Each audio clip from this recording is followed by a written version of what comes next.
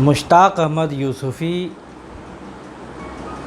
چراغ تلے کے حوالے سے مشتاق احمد یوسفی کی طنز و مزاح نگاری بطور خاص ان کا جو پہلا مجموعہ ہے چراغ تلے، اس حوالے سے آج کی گفتگو ہوگی۔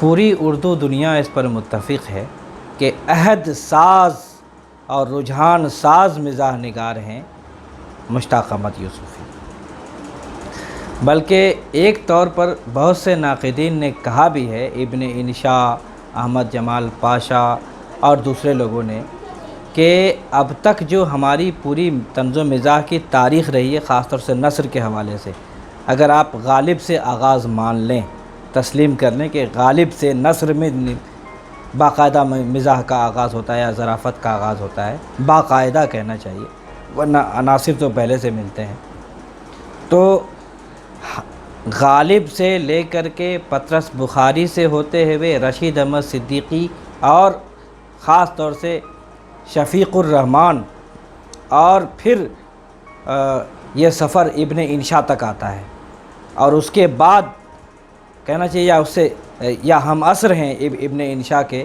1 سال کا فرق ہے عمر میں، مشتاق احمد یوسفی۔ ابن انشاء تو یہاں تک کہتے ہیں کہ طنز و مزاح کہ اس عہد کو عہد یوسفی کہنا بہتر ہوگا۔ انہوں نے طنز و مزاح کے اس پورے عہد کا نام عہد یوسفی رکھا، اور بھی دوسرے لوگوں نے بھی۔ احمد جمال پاشا تو اس قدر اس بات پر مصر ہیں، اور دوسرے لوگ بھی، اس میں کئی بڑے ناقدین کا نام آتا ہے، کہ اب تک ہماری پوری طنزیہ و مزاحیہ تاریخ کا سب سے اہم، سب سے ممتاز، سب سے سربراوردہ اگر کوئی مزاح نگار ہے تو وہ مشتاق احمد یوسفی ہیں، بشمول غالب، پطرس، رشید احمد صدیقی۔ ان کے دلائل بھی ہیں، ایسا نہیں ہے، انہوں نے اپنے طور پر دلائل بھی پیش کیے ہیں کہ تمام تر طنز و مزاح کے حربوں کو انتہا تک پہنچا دیا، اس کے تمام امکانات کو نچوڑ کر کے گویا رکھ دیا انہوں نے، مشتاق احمد یوسفی نے، جتنے وسائل ہو سکتے ہیں فنی طور پر اس کو انتہا تک پہنچا دیا، اس معنی میں انہوں نے یہ بات کہی ہے۔ اور دوسری وجہ اور بھی ہے ان کے عظیم مزاح نگار ہونے کی۔ سچی بات یہ ہے کہ مشتاق احمد یوسفی سے زیادہ کینوس اگر آپ دیکھیں کسی کا وسیع نہیں ہے۔ آپ 10 مضامین کے کہنا چاہیے مالک ہیں، پطرس بخاری بڑے مزاح نگار ہیں، اس میں کوئی دو رائے نہیں ہے، ان کی ذہانت، ان کی فطانت، ان کی خوش طبعی، ان کی ظرافت، اس کا کوئی جواب نہیں، ان کی آئرنی اور ان کی بزلہ سنجی، لیکن بہرحال کینوس کہیں نہ کہیں چھوٹا ہے، محدود ہے۔ یا رشید احمد صدیقی علی گڑھ تک محدود رہتے ہیں، علی گڑھ کی فضا سے نکل نہیں پاتے ہیں، اور غالب کا بنیادی مقصد مزاح تھا بھی نہیں، ایک اسلوب بن گیا ان کا، خطوط میں ایک مزاح کا پہلو آ گیا، اس طور پر غالب کو ہم نہیں لیتے ہیں، لیکن جس شخص نے پوری زندگی مزاح کو جیا ہے، لمحہ لمحہ، وہ صرف اب تک کی پوری تاریخ میں مشتاق احمد یوسفی ہے۔ موضوعاتی سطح پر پوری زندگی کو، پوری کائنات کو سمونے والا کوئی مزاح نگار ہو سکتا ہے تو مشتاق احمد یوسفی ہے۔ آپ چراغ تلے یا خاکم بدہن یا آب گم یا زرگزشت، نام اپنے آپ میں، بینک کی نوکری کرتے تھے تو اپنی آپ بیتی کا نام رکھ دیا، خود نوشت کا نام رکھ دیا زرگزشت، اور آخر میں آیا، حالانکہ اس سے وہ مطمئن نہیں تھے، شام شیر یاراں کے نام سے ہندوستان میں ہی چھپا، لیکن اس سے وہ بہت زیادہ مطمئن نہیں تھے، اس میں وہ کاٹ، وہ دھار یا وہ یوسفیت نہیں ہے جس کی بنیاد پر ان کی شناخت ہے۔ تو بنیادی بات یہ ہے کہ موضوعاتی سطح پر ان کا کینوس بہت وسیع ہے، تمام تر فنی وسائل کو بھرپور امکانات کے ساتھ جنہوں نے برتا ہے وہ مشتاق احمد یوسفی ہیں، اور نثر کا اپنا اسلوب، اس پر الگ سے گفتگو ہوگی کہ انہوں نے کون سی تکنیکوں سے کام لیا اپنی نثر کو گویا کہ دھاردار بنانے کے لیے، اور ظرافت سے لبریز کرنے کے لیے، مملو کرنے کے لیے، اور ظرافت کے تمام تر کہنا چاہیے کہ جتنے گوشے ہو سکتے ہیں سب کو اپنے اندر سمونے کے لیے انہوں نے کیا اس پر تفصیلی گفتگو کی ضرورت ہے۔ ایک بات اور جو بہت بڑا امتیاز ہے مشتاق احمد یوسفی کا. ہمارے یہاں ہر طنز نگار، ہر مزاح نگار کہیں نہ کہیں ایک جذبہ اصلاح میں چور نظر آئے گا. لگتا ہے کہ وہ معاشرے کی اصلاح کے لیے اٹھا ہے، ان کا بنیادی مقصد اصلاح کرنا ہے. مشتاق احمد یوسفی خالص مزاح نگار ہیں. ان کو معاشرے اور سماج اور خود اپنی اصلاح یہ سب کا کوئی شائبہ تک آپ کو محسوس نہیں ہوگا کہ کہیں نہ کوئی مقصدیت لے کے چل پڑے ہیں وہ، اور یہ تو صرف وسیلہ کے طور پر استعمال کر رہے ہیں. ایسا نہیں، مزاح خالصتاً مزاح برائے مزاح، اس میں کوئی مقصد، کوئی چھپا ہوا کوئی چور نہیں ہے، کوئی درس اخلاق اور درس نصیحت مقصود نہیں ہے یہ اور لیکن ایسا بھی نہیں ہے کہ فکر و بصیرت سے خالی ہو.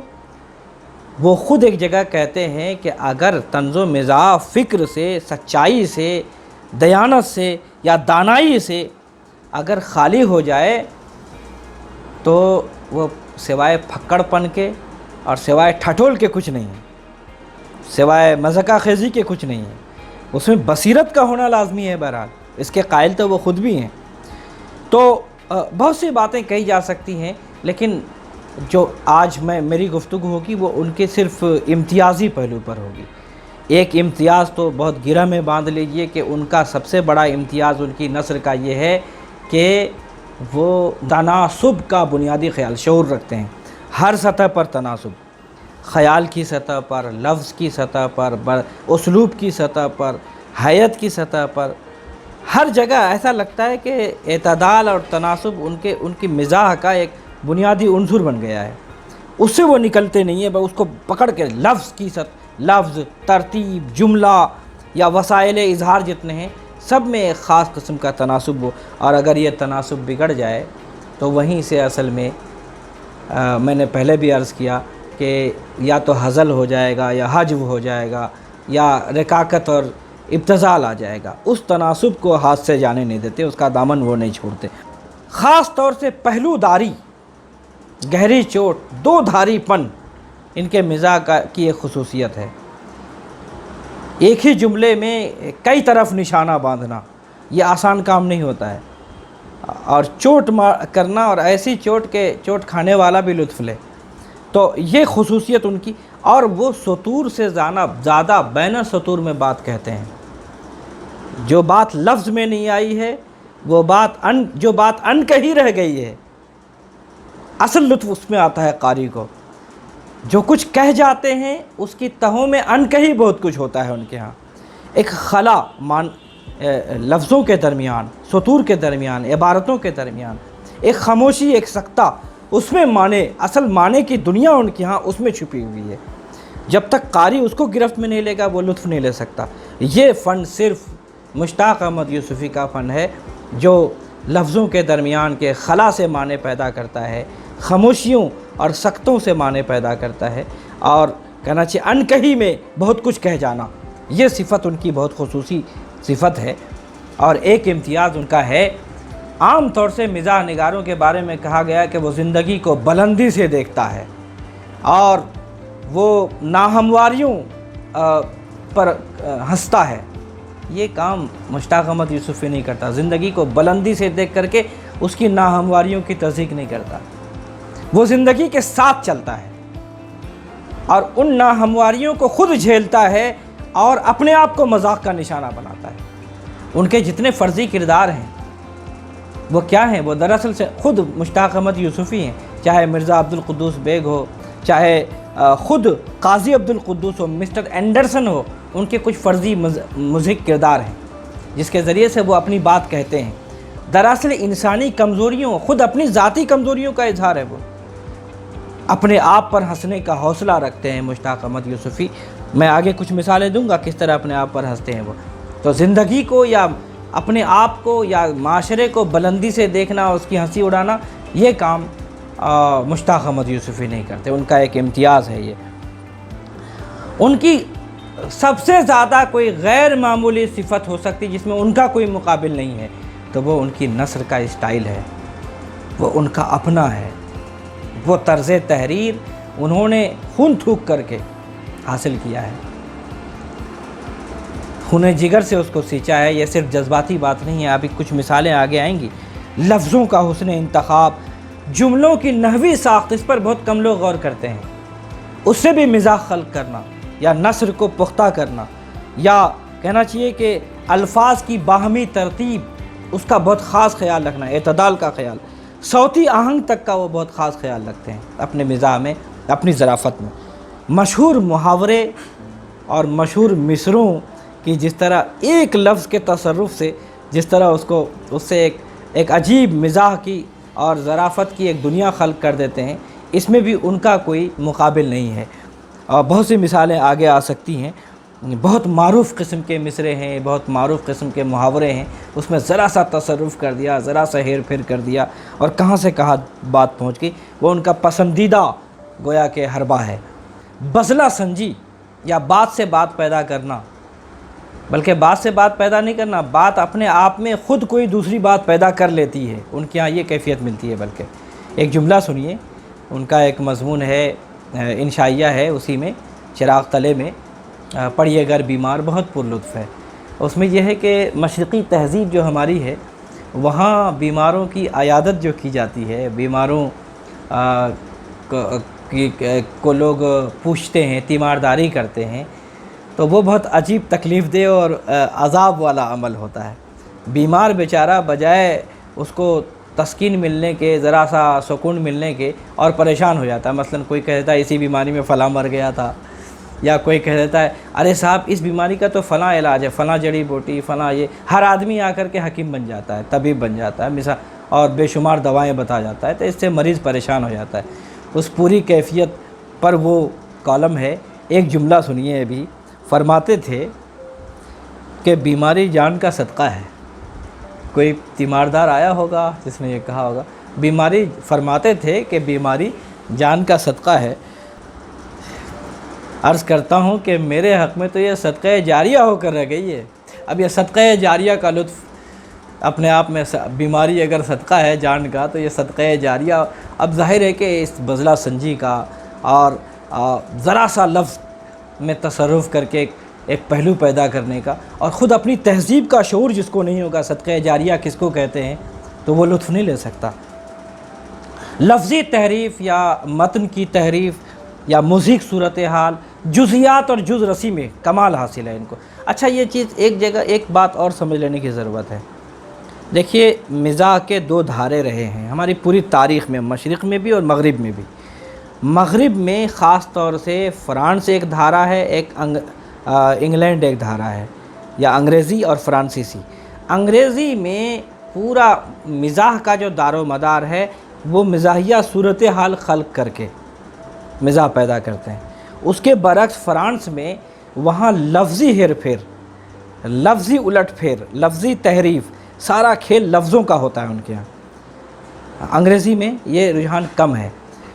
پطرس جو ہے وہ انگریزی مزاح سے زیادہ متاثر ہیں، اس لیے ان کے ہاں لفظی الٹ پھیر سے زیادہ مزاح پیدا نہیں ہوتا، بلکہ زیادہ تر مزاح مزاحیہ صورتحال سے۔ بہت جتنے کالم ہیں ان کے وہ سب پڑھ ڈالیے، چاہے وہ سویرے جو کل آنکھ میری کھلی، یا مرید پور کا پیر، یا مرحوم کی یاد میں، یا جتنے ان کے اس طرح کے انشائیے ہیں، سب میں مزاحیہ صورتحال ہے، مزاحیہ صورت واقعہ ہے، جز رسی ہے، اس سے مزاح خلق ہوا ہے، اور یہ انگریزی انگریزی کے زیر اثر ہوا ہے۔ مشرق کی روایت بنیادی طور پر زیادہ قریب ہے فرانسیسی سے، اس معنی میں کہ لفظی ہیر پھیر، لفظی تحریف سے زیادہ تعلق ہے، اس کا الفاظ سے زیادہ تعلق ہے۔ لیکن مشتاق احمد یوسفی انگریزی، فرانسیسی اور پوری مشرقی روایت سے متاثر ہیں۔ ان کے ہاں تہذیب سے دلچسپی کے حوالے سے دیکھیں اگر آپ، تو وہ رشید احمد صدیقی سے جا ملتے ہیں، اور اگر مزاحیہ صورت واقعہ ہے تو ان کا رشتہ ہمارے پطرس بخاری سے جا ملے گا۔ مضحک کردار اور مضحک افسانویت پیدا کرنا، شفیق الرحمن سے یہ گویا کہ یہ صفت ان کے ہاں آئی ہے۔ اور ابن انشاء ان تمام چیزوں کو سے جس طرح مزاح خلق کرتے ہیں، یا پھر غالب اور اکبر الہ آبادی کہیں نہ کہیں بہرحال لفظوں کی الٹ پھیر سے جو مزاح خلق کرتے ہیں، ان سب کو جمع کر کے اگر آپ دیکھیں تو یہ مشتاق احمد یوسفی کا فن بنتا ہے کہ ان کو لفظی ہیر پھیر سے بھی تعلق ہے، لفظی کھیل سے بھی تعلق ہے، اور مزاحیہ صورت واقعہ جز رسی سے بھی تعلق ہے۔ تو وہ ہر گویا کہ پوری مشرق و مغرب کی پوری روایت کو انہوں نے اپنے اندر جذب کیا ہے، کہہ سکتے ہیں آپ، ایک خاص معنی میں نے عرض کیا کہ پڑھیے گر بیمار بہت مشہور ہے، چارپائی اور کلچر۔ اب آپ دیکھیں کہ جب تک آپ رشید احمد صدیقی کا انشائیہ چارپائی نہ پڑھیں، اس سے گہرا تعلق پڑھیے اس کا ہے، یا پھر اچھا زیادہ تر ایسا لگتا ہے کہ انہوں نے اپنے مزاح کی بنیاد ہماری روایت میں جو پہلے سے مثالیں موجود ہیں اس پر رکھی ہے، اور اس کو آگے بڑھایا ہے، اس روایت کو، صرف تقلید نہیں ہے یہ، اس کو بہت آگے بڑھا دیا ہے اس مضمون کو۔ کتے ان کے ہاں بھی ملے گا آپ کو پطرس بخاری کی طرح، اور دوسرے مضامین بھی، کرکٹ۔ اچھا کافی ایسا لگتا ہے کہ غبار خاطر میں جو مقام چائے کو حاصل ہے، کافی پڑھیے آپ چراغ تلے میں تو ایسا لگے گا کہ غبار خاطر کی چائے یہاں کافی بن گئی ہے، وہی شعریت، وہی پوری روایت۔ اچھا ایک اور عنصر ان کے ہاں بہت حاوی ملے گا آپ کو مشتاق احمد یوسفی کے ہاں، نفسیات پر گہری گرفت، نبازی، اور جس موضوع پر قلم اٹھاتے ہیں اس کی تمام کنیات، تمام جزیات سے واقف ہونا، باریکی سے اس کا مشاہدہ کرنا۔ کرکٹ اگر آپ پڑھیں گے لگتا ہے کہ یہ دراصل کرکٹر ہیں، ایک ایک چیز سے واقف ہیں۔ کافی لگتا ہے کہ کافی کی پوری تاریخ، پورے کلچر، اور اسی طرح سے پڑھیے گر بیمار اگر پڑھیے تو لگتا ہے کہ ہماری مشرقی تہذیب کو انہوں نے اپنے اندر جذب کر رکھا ہے۔ چارپائی اور کلچر ایسا لگا کہ کوئی علمی مقالہ ہے، لیکن دراصل چارپائی کو علامت بنا کر کے پوری مشرقی تہذیب کو انہوں نے اس میں منعکس کر دیا ہے، وہ بھی ظریفانہ اسلوب میں۔ جو انہوں نے لطیفہ تو خیر کمال کا انشائیہ ہے، سب پر الگ الگ گفتگو کرنا یہاں ممکن نہیں ہے۔ اپنے آپ میں چراغ تلے کا جو مقدمہ ہے وہ بھی اپنے آپ میں بڑا مزاح پارا ہے، اس کا عنوان رکھا انہوں نے پہلا پتھر۔ اچھا ذرا دیکھیے اس میں اپنا خد و خال کس طرح بیان کرتے ہیں۔ یاد کیجئے میں نے عرض کیا تھا کہ اپنے آپ پر ہنسنا حوصلے کا کام ہوتا ہے، یہ اپنے آپ کو کس طرح ہنسی کا موضوع بنا رہے ہیں، اپنا خد و خال بیان کر رہے ہیں۔ پہلا پتھر میں، اوور کوٹ پہن کر بھی دبلا دکھائی دیتا ہوں، عرصے سے مثالی صحت رکھتا ہوں۔ اب مثالی لفظ پر زور، اب مثالی کا مطلب یہاں کچھ اور ہے، لیکن بذلہ سنجی دیکھیے کیا مطلب نکال رہے ہیں۔ عرصے سے مثالی صحت رکھتا ہوں اس لحاظ سے کہ جب لوگوں کو کراچی کی آب و ہوا کو برا ثابت کرنا مقصود ہوتا ہے تو اتمام حجت کے لیے میری مثال دیتے ہیں۔ اب یہاں مثالی کو یاد رکھیں اور مثال دیکھیے، اور کیا کہاں سے کہاں مضمون لے جا رہے ہیں، مزاح کس طرح خلق ہو رہا ہے، ظرافت کس طرح خلق ہو رہی ہے۔ تو پڑھیے گر بیمار کے بارے میں تفصیلی گفتگو آپ سے ہو چکی ہے، اس کا صرف ایک جملہ سنیے یہاں پر۔ کہتے ہیں ہر آدمی تو آ کر کے یہاں دوا بتا جاتا ہے، سنا ہے کہ شائستہ آدمی کی پہچان یہ ہے کہ اگر آپ اس سے کہیں کہ مجھے بیماری ہے تو وہ کوئی آزمودہ دوا ہرگز نہ بتائے، یہ شائستگی کی پہچان ہے۔ شائستگی کا یہ سخت معیار صحیح تسلیم کر لیا جائے تو ہمارے ملک میں سوائے ڈاکٹروں کے کوئی اللہ کا بندہ شائستہ کہلانے کا مستحق نہیں ہوگا۔ اب دیکھیے دو دھاری طنز یا مزاح، ڈاکٹر کو بھی لپیٹ میں لے لیا اور اپنے معاشرے، اپنی تہذیب کو بھی لپیٹ میں لے لیا، جس طرح سے یہاں پر عیادت ہوتی ہے۔ تو یہ کیفیت پیدا کرنا آسان نہیں ہوتا ہے۔ یادش بخیریہ اس کا عنوان ہے، نسٹلجیا کو انہوں نے اردو میں یادش بخیریہ کر دیا۔ یہ بھی ان کی ایک ظرافت کہہ لیجئے یا ان کی تخلیقی ندرت کہہ لیجئے۔ اس میں انہوں نے یہ دکھایا ہے کہ بوڑھا آدمی جب تو وہ اپنے نسٹلجیا کا شکار کس طرح ہوتا ہے، اس کو اپنی پرانی چیزیں، اپنے بچپن کی چیزیں، لگتا ہے کہ زمانے نے ساری ترقی اسی وقت کر لی تھی، اب تو تنزل کا دور ہے، اب تو ساری بد اخلاقیاں، ساری بد تہذیبیاں اور سب کچھ جو ہے اب اقدار کی پامالی اور شکست، یہ سب کچھ ہے، اور جو زمانہ تھا تو بس ہمارا ہی تھا، وہ اس کیفیت میں رہتا ہے۔ اس کی اتنی بہترین عکاسی اس پورے مضمون میں کی گئی ہے۔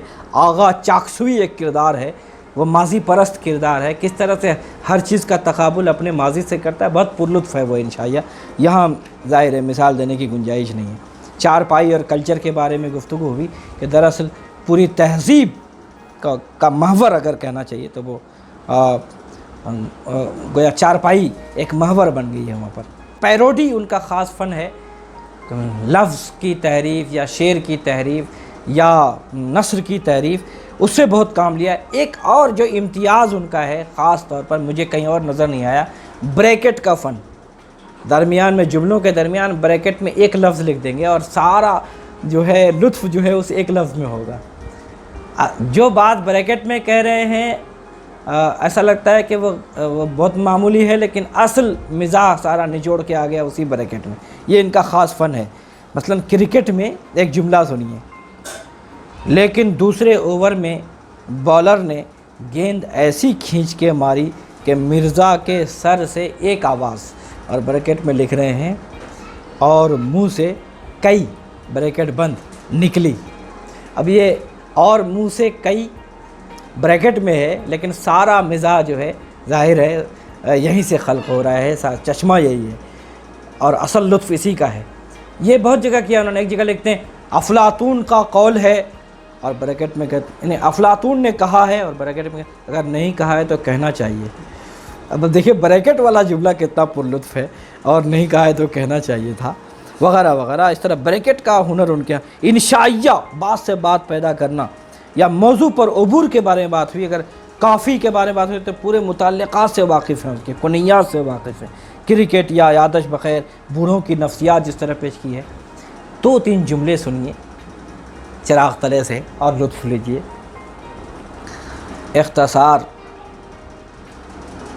اختصار ظرافت اور زنانہ لباس کی جان ہے۔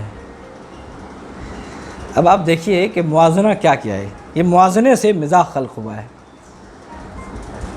اختصار کو مشترک قرار دیا ہے زنانہ لباس کی خوبصورتی اور ظرافت کی خوبصورتی، دونوں کی خوبصورتی میں مشترک پہلو اختصار ہے۔ موازنے کی کیفیت ایک لفظ۔ اور آپ دیکھیے، اچھا ایک لطیف طنز بھی ہے زنانہ لباس کے حوالے سے۔